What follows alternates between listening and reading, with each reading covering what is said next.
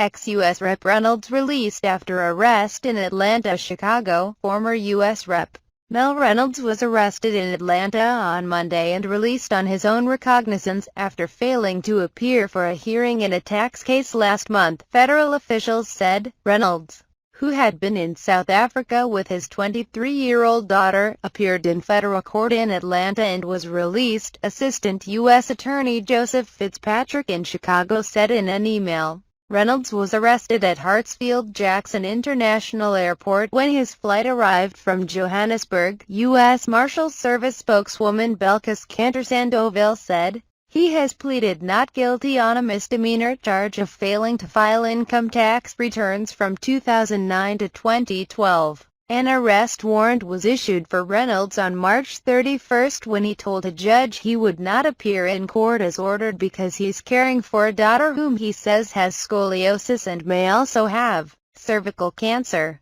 The Illinois Democrat had asked the judge to show some compassion and understanding. His case is scheduled for trial in Chicago on May 2, and we expect him to be here for it, Fitzpatrick said after Reynolds was released. An attorney for Reynolds, Richard Kling, said Homeland Security agents seized the former congressman's smartphone and computer, which contained text messages and documents essential to Reynolds' defense in the tax case. Right now, we're trying to figure out how we get that back from Homeland Security, Kling said in a telephone interview. Kling says he did not believe the agents had warrants for the devices.